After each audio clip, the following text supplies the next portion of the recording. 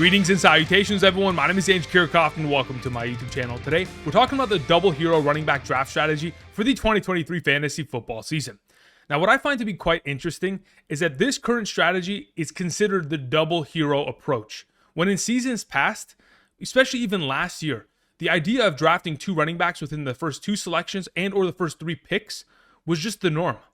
Grabbing two players that were elite, not only in skill, but in terms of the opportunity that they were granted over the course of a season, was the norm of fantasy football and how we found success with our championship lineups.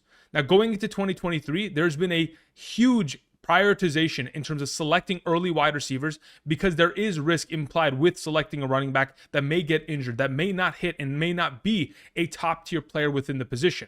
I understand the fears that are incorporated with the running back position, but the fact that we are finding such elite talent at the running back position in our second rounds, which in seasons past we would have never had the opportunity of selecting such players of that caliber, this is an opportunity for many of us who enjoy drafting running backs in the early rounds to stack up on elite players, and in specific, collect two heroes that are going to carry us for the entirety of the 2023 season. Over the course of today's episode, I'm going to be going over statistics that I've gathered this offseason that justify the reasons as to why you might want to select your upcoming team with this draft strategy, specifically prioritizing elite running back play, then filling out the rest of your roster with quarterback and tight end positional advantages, and of course, gathering wide receiver depth, even though you're not addressing it early, being able to find sleepers later in rounds that are absolutely going to be able to contribute and elevate your team. Before we get into today's content and all the stats that I've gone ahead and collected in the drafts that we'll be presenting on screen, as I've utilized the double hero draft strategy in multiple instances this offseason, I'll show you a couple of the drafts that I have gone ahead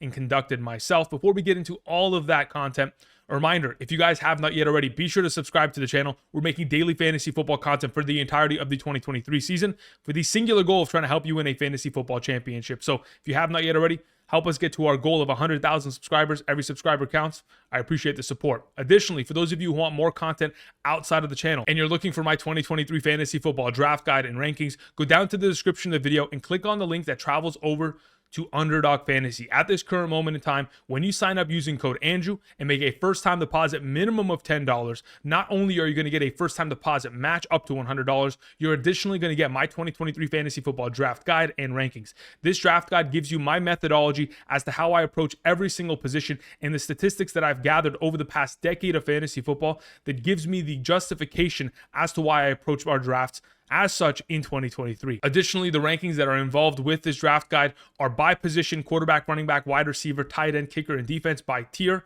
On top of it, half PPR, full PPR, 4-point per passing touchdown, 6-point per passing touchdown, and of course it includes my top 200 flex, which includes all four primary positions. All of that available with updates every single week. All you got to do, sign up using code Andrew, make that first time deposit minimum of $10, because not only you're going to get help this offseason as I update the rankings regardless of when you draft, I'll also be sending you rankings every single week, weeks 1 through 18 of the 2023 season, so that every week when you're deciding who to start, you'll have my rankings every single Sunday morning emailed to you, half PPR, full PPR, flex by position, everything available in order to help you win a fantasy football championship. So do yourself a favor, help me help you. Check out Underdog Fantasy today. And for those of you who are wondering if you're eligible to draft and of course sign up, make that first time deposit, check out the map to the right side of the screen. It'll determine your eligibility based on your location. If you're not eligible, you can also check out the link in the description to my Patreon. Has the same services there. Outside of that, draft responsibly, and let's get into the content. All right, so as you guys can see to the right of me, we have the top 12 flex positional distribution. The reason why I continue to represent the last 3 seasons in specific is because we've been able to witness the early reliability of selecting wide receivers and tight ends, while in comparison to seasons past, it wasn't the same. But in the last 3 seasons, we have seen 17 running backs, 16 wide receivers, and 3 tight ends all rank within the top 12 within their respective seasons in a half PPR scoring format. So it gives me just as much confidence in selecting a wide receiver versus a running back versus a tight end going into the first round of our 2023 fantasy football draft. But with such a high prioritization at wide receiver and selecting Travis Kelce because of the positional advantage there, we are finding that outside of, probably the top 3 running backs, McCaffrey, Eckler, Bijan Robinson, the back end of the first round consists of stud running backs like Saquon Barkley, Nick Chubb, Derrick Henry, Tony Pollard, elite players within their own position. Now, the reason why I wanted to demonstrate the top 12 flex positional distribution over the course of the last 3 seasons is because when you approach your draft, you want to ensure that you are selecting a player that is going to finish within the top 12. Because what is the point of your first round selection if you're not going to select the highest potential scorer that is available? Because that's the whole point. We want to put together the best overall roster, because by the time we get to week 17, our rosters are going to absolutely, without a doubt, look quite different based on all the trades, injuries, free agents that you pick up over the course of the year. So by selecting a player that is going to score the most potential points, selecting running back obviously justifies itself. Now, like I mentioned just moments ago, the history of the top 12 distribution in terms of a half PPR scoring format for the top 12 flex has been quite different in seasons past. When I transition the graphic, we're looking at statistics from 2019 through 2016. And overall, the running back distribution was far higher than what we have seen in seasons past, which is obviously leading to the shift in terms of the meta of fantasy football, because in seasons past, we were able to select a running back very confidently within the first round because we knew that they were always going to outscore the respective wide receivers that were available. But we have seen, of course, the entire game of football change.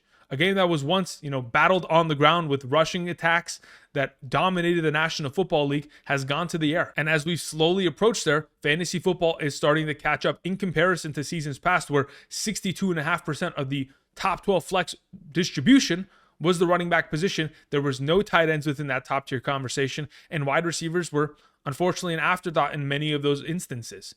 Now, when we talk about the evolution of the game, specifically, the running back position, we used to see running backs dominate on a yearly basis. When we check out the volume of opportunity that running backs used to get, especially from 2003 to 2012, in comparison to the past decade of 2013 through 2022, just off of numbers alone, looking at the volume of running backs, they were able to accomplish 300 plus rushing attempts in a season, 72 to 17. Now, when we transition to 400 plus touches in a season, 12 to 3.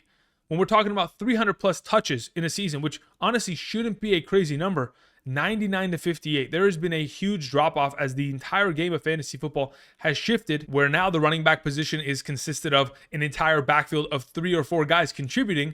Instead of encumbering one singular running back with 300 to 400 touches, you go ahead and split it amongst them, and you're able to have more longevity with these running backs. Now, the primary reason I wanted to demonstrate these statistics is because in comparison to seasons past, we are seeing far less opportunities to select running backs who are given elite levels of opportunity. And when there's less opportunities to select said running backs, I find that they are even more valuable as we approach our 2023 fantasy football drafts. When we look at the workhorse running backs over the course of the last 5 seasons, 2018 through 2022, for those of you who are wondering what a workhorse running back is, it is a running back who is averaging 20 touches per game, or about 21 opportunities per game, opportunities being rushing attempts plus targets. When you accumulate all of that together, over the course of the last 5 seasons, we're seeing an average of about 6 workhorse running backs per season. So 6 running backs who are averaging 20 touches per game. Those running backs throughout that span of time averaging 17.32 fantasy points per game and had a 55.56% success rate of finishing amongst the top 12 flex within their given season. Now, I want to transition the conversation in terms of a value of an opportunity in fantasy football, as opportunity leads to success. You guys hear me say that all the time, regardless of position, because it's a fact. The higher likelihood of scoring fantasy points derives from touching the ball more, getting more opportunities, whether it's on the ground or through the air. Now, in the past decade of fantasy football, we have found the averages in terms of fantasy points per attempt and fantasy points per target, even though they do fluctuate over time. So when we're looking at the fantasy points per attempt last season, 0.618, and the fantasy points per target of 1.112, of course, the more opportunities you have, the more targets and rushing attempts you have under your belt at the running back position, the higher likelihood you are of scoring fantasy points. It just echoes my sentiments in that regard of fantasy points obviously deriving from opportunities and opportunities leading to success, because we want to score as many points as possible. Now, when we go ahead and take these kind of numbers, sure, you can try to predict future performances, but it's not mainly here for that, because these are averages over all of the potential active running backs who were given an attempt and target over the course of the past decade.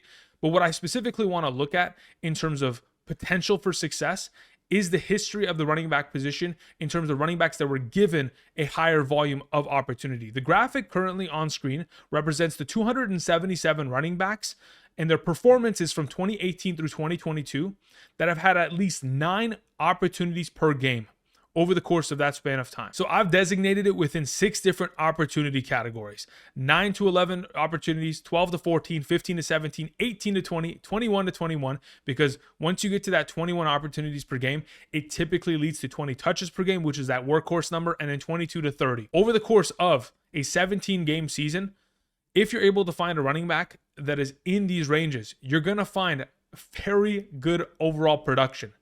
So even if you're not able to find a running back that is going to get themselves 21 opportunities per game on average, which leads to 20 touches per game, you're still going to find a lot of value henceforth with running backs that are getting 18 to 20, 15 through 17. But understand the positional value drop on average over the course of the last 5 seasons, and why that's going to continue to be the case, and why we absolutely want to invest in players that are in that top echelon, elite levels of opportunity going in that direction. Now, another way I've demonstrated this overall drop off in production has been this graphic that I present on screen.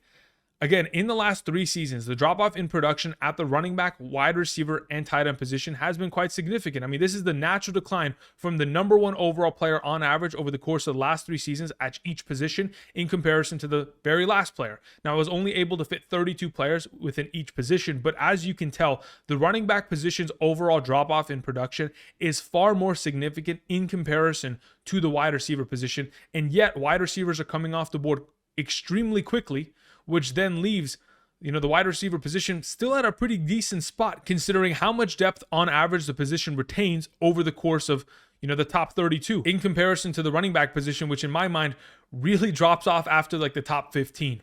And obviously the tight end position is the biggest drop off in production, as there's so much elite levels of production at the very top. The drop off there is ridiculous. We've talked about the positional advantages as to why you want to select an early tight end that can set you up for success, but either way, we're talking about running backs. Now, continuing on the running back conversation, I then want to transition you to another graphic that I've mentioned in multiple instances as we've gone over draft strategies. In regards to the running back versus wide receiver position, there has been a very similar likelihood of retention of success over the course of the last 3 seasons. Specifically, when we look at RB1s from the season prior that were able to retain an RB1 standing the following season. Over the course of the last 3 seasons, there has been a higher rate of the running back position being able to demonstrate that. While in comparison, when we're talking about an RB2 going to an RB1, a running back stepping up in comparison, very unlikely. While the wide receiver 2 position going to a wide receiver 1 conversation has been far more likely. Now, when we look at the running back versus wide receiver position in terms of first-time RB1s or wide receiver 1s within a given season, very similar numbers. Now, one of the last stats I wanted to mention in regards to this page is RB1s going to RB2s in comparison to wide receiver 1s going to wide receiver 2s. At the running back position, we do see a lot of regression. It does take place when the age of a running back gets to a significant spot to where their regression leads them to being top 12 within their standings within one season to being from that 13 to 24 range of the following year. That regression is significant, and it does play a factor in the entire drafting process. There's a reason why we're seeing about 7 to 8 wide receivers come off draft boards in our early first rounds, because again, people are afraid of finding that regression and missing on a running back selection. That fear is causing the entire shift of the meta and allows us to approach with the double hero running back draft strategy. The final thing I wanted to mention before we go over a couple of drafts. In the last 3 seasons, I went ahead and collected a little bit of data in regards to running back red zone rushing attempts inside the 5-yard line. Because like we've talked about in the past, opportunity leads to success, but not all opportunities are equal. A target is more valuable than a rushing attempt. And a rushing attempt inside the 5-yard line is far more valuable than a target. So when we take all of that into account, the most valuable opportunities, again, at the running back position, are inside the red zone and inside the 5-yard line, to be specific. When we look at the last 3 seasons of fantasy football, 30 of the top 36 running backs have belonged to teams that have been in the top 18 of rushing attempts inside the 5-yard line within their respective seasons.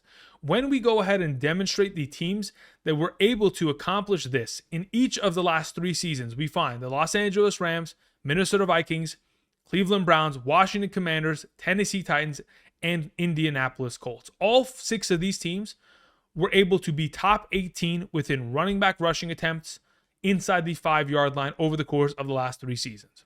While we find the 49ers, Eagles, Chiefs, New York Giants, Packers, Chargers, Denver Broncos, Lions, Falcons, and Dallas Cowboys able to accomplish that in 2 out of the last 3 seasons, but at least one of those 2 seasons was in 2022. Again, pretty easy distribution there. Then we go to teams that were only able to accomplish this feat last season in 2022, which was the Cincinnati Bengals and Jacksonville Jaguars. When we're talking about the elite running backs going into the 2023 season, they have to be in this conversation. They really do. McCaffrey, Chubb, Henry, Bijan, Saquon, Eckler, Pollard, they all have to be in this conversation. For if they are not, there is a higher likelihood that they are going to miss rather than hit, because all these teams in 2022 were in that top 18 conversation. Not to say that there is a potential that they, are going to automatically make it in 2023, but especially the teams that have been in this top conversation at least 2 out of the last 3 seasons, and especially last year, there is a high likelihood that we're going to return to that. So when I'm looking at running backs like Nick Chubb, Derrick Henry, and Jonathan Taylor in my second rounds available, absolutely I want to take advantage of the opportunity, because not only are they going to get the elite levels of opportunity in terms of attempts, touches, etc., they're going to get the most valuable opportunities in all of fantasy football, which is rushing attempts inside the 5-yard line. And of course, their teams have demonstrated that they're going to give them such opportunities over the course of the last 3 seasons and hopefully going forward. Okay, let's go over the couple drafts that I conducted this offseason, specifically under the premise of trying to draft 2 elite running backs early in my drafts. Now, as you guys can see, I am sitting in the middle of this draft, specifically at the number 1.07, the 7th overall pick. In the first round, I take Bijan Robinson. I don't care which running back you take. There is a wide spectrum of running backs that you can go ahead and invest in and find success. I find that on Underdog Fantasy, oftentimes, if you want to secure Bijan Robinson in your lineup, you have to draft him slightly ahead, similar to Travis Kelce, because they're often not going to make it past the 7th pick or even to the 7th pick. So in this circumstance, I went ahead and selected Bijan Robinson. In another draft, I was able to get, Austin Eckler at the end of the first round, but we'll go over that. So Bijan Robinson, Derrick Henry. This is my 1-2 combo. I follow up by selecting Mark Andrews in the 3rd round, because again, if there was a quarterback available there, especially one of the top 3, I would have taken advantage of that. But fortunately, that was not the case. So we take the positional advantage at tight end. Again, I am ignoring wide receiver at this current circumstance in the 3rd round. It may not be smart, but in the long run, I think the positional advantage at the tight end position, grabbing Mark Andrews at that current rate of 3.07, perfectly happy with it. Come the 4th round, I'm able to get Christian Watson, has high upside within the wide receiver position, and can absolutely be a game changer. Get Joe Burrow in the next round, Mike Evans in the following round, Alvin Kamara later on. Now, the reason why I go ahead and I dip back into the running back position is because I can't help myself. In this circumstance, if you're playing in a league where you're playing in a perhaps full PPR standing, you might want to go wide receiver once again within that Alvin Kamara 7th round selection that I made. But the wide receiver depth that is available at that point is very scarce. So the running back position is probably the best investment overall there to kind of fill into your flex. But the entire point was selecting 2 elite running backs within the first 3 rounds. And I was able to accomplish that. And honestly, in my mind, built a pretty sustainable roster. Now, sure, the wide receivers that I have on this roster are very touchdown dependent and are going to look for upside plays in deep ball passing scenarios. But again, who I select doesn't really matter, rather than the strategy I'm trying to implore and kind of demonstrate to you guys. So let's go ahead. Let's show you another one of these overall drafts that I conducted and how I approach as such. As you guys can see, I'm selecting from the 1.09 position, the 9th overall pick. Able to select Austin Eckler and Nick Chubb with my first 2 selections. Fantastic. Could not ask for anything better, especially considering Austin Eckler, again, continues to drop this far behind people trying to get onto the hype train of Bijan Robinson. Being able to select another elite running back like Nick Chubb in the 2nd round, again, it depends who you want. If you want someone like, Derrick Henry and or Tony Pollard ahead of him, by all means, be my guest. The whole point is just selecting 2 stud running backs at this current rate. Now, as the 3rd round approached, there was no Mark Andrews and there was no elite quarterbacks available any longer. Therefore, I wanted to go ahead and address the wide receiver position. I did so in the 3rd. I did so in the 4th, pretty much securing those spots. Obviously, I want to continue to get positional advantages, even though I wasn't able to gather that in the early rounds with a tight end. I wanted to go ahead and address that with the quarterback position, taking Justin Herbert, following up with another stud wide receiver because I've already established my 2 starting running backs, my heroes that are going to carry my team, and then following it up with another positional advantage with the hope that Kyle Pitts could step up in the future. Typically, I would rather go after players like a Dallas Goedert and or a Darren Waller, but sometimes you got to spice it up and diversify the teams that you're building within a given year. Otherwise, again, selecting 2 running backs in the first 2 rounds doesn't really hurt me in this circumstance, as I'm still able to find wide receiver value that I am a fan of going into this upcoming season. Now we continue. This time, I'm selecting a little bit earlier. And you may be thinking, Andrew, you didn't select the running back in the first 2 selections. You only selected 1. Well, in this current circumstance, I knew that there was going to be a chance that Jonathan Taylor was going to fall based on all the question marks that revolve around him. And with that opportunity, I'm able to select Cooper Kupp as an elite wide receiver in the first, and at very least get 2 of my first 3 picks to be running backs, as I'm able to get Derrick Henry in the second and Jonathan Taylor in the third. I was able to do this a couple weeks back, again, when we went over a different draft strategy video where I selected, Justin Jefferson with my first round pick, and then Jonathan Taylor and Derrick Henry with my second and third. Oftentimes, you're going to be given these opportunities because people are undervaluing running back, and then on top of it, there are question marks that revolve around Jonathan Taylor. Now, as I continue throughout this draft, of course, selecting Justin Fields in the 4th, getting a wide receiver like Terry McLaurin in the 5th, again, selecting my 2 wide receivers, getting my positional advantage at the quarterback, having my 2 stud hero running backs, then following it up, of course, grabbing Darren Waller at the tight end position, then getting another running back in the next round like a Miles Sanders for my flex. Again, this time around, we're not selecting 2 elite players in the first 2 rounds because I knew that there was going to be a likelihood that it would fall to me. Again, there's some risk implied with that, but one of the risks that I'm willing to take along with, the Cooper Kupp situation, the Jonathan Taylor one, again, risk versus reward, just how you want to approach it. Now, the final draft that I went ahead and conducted that I wanted to represent, very similar in the idea that, yes, we're not selecting a running back within the first round selection. We're grabbing him in the second. But this is more of like a robust running back kind of approach in the idea of, hey, I'm not going to be selecting running backs that are in the early rounds. I'm just going to grab running backs that I think are undervalued and I'm getting at an extreme discount that are just going to stack my team with a robust 3 running backs within the first 5 selections. This is a little bit of a different strategy overall, but could still be applied for those of you who want to employ it potentially with how much, wide receiver elite talent there is in the first to address. So as I approached, I'm like, okay, I'm the 5th overall pick. The best overall selection here technically is going to be a wide receiver. I address it as such. I follow it up by grabbing the best available running back. Jalen Hurts lands in my lap in the 3rd round. I'll take it without a doubt. And then we approach the 4th round.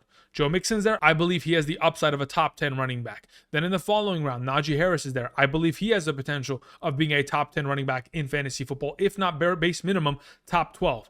When I'm able to select those kind of running backs and accompany it with Derrick Henry, I pretty much have my 2 starting running backs and my flex ready to go for the remainder of the season. It's just a matter of now addressing the next available wide receiver and getting the additional positional advantage at tight end. And then my wide receiver 3 henceforth is going to be a guy that I rotate every week based on matchups, a waiver wire pickup, or trades that I make within the given season. Or perhaps I hit gold from rounds 8 through 18, which again, there's a lot of opportunity to do so at the wide receiver position like we have found every single year. Again, there are many ways to approach this draft strategy and many ways to execute it to find success. There is not going to be one cookie cutter way in which you can approach this and find immediate success every single time, because where you draft often is going to determine the players that are available to you, and in addition will often determine whether you have the opportunity to be able to select 2 back-to-back stud running backs and let it fly. Hopefully this gives you guys more indication as to how you could potentially approach your 2023 fantasy football draft. So that's going to do it for me today. Thank you everybody for watching. If you haven't checked out my other draft strategy videos, again, it's available on the channel right now. So if you have not yet already, be sure to subscribe, because we're making daily fantasy football content for the entirety of the 2023 season with the singular goal of trying to win you guys a fantasy football championship. On top of it, for those of you who want additional content like the draft guide and or the rankings, you guys can travel down to the description of the video and head on over to Underdog Fantasy. Use code Andrew, make that first time deposit. You'll get the first time deposit match. You'll get my draft guide, the rankings. The rankings will be updated and emailed to you. The next rankings update will be Saturday morning. Keep an eye out for that via your spam folder. On top of it, you'll get Sunday morning rankings from weeks 1 through 18, half PPR, full PPR by position. All of it available, again, for the singular purpose of trying to help you guys win a fantasy championship, at least one, this upcoming season. Thank you everybody for watching, and until next time, I'll see you guys. Peace.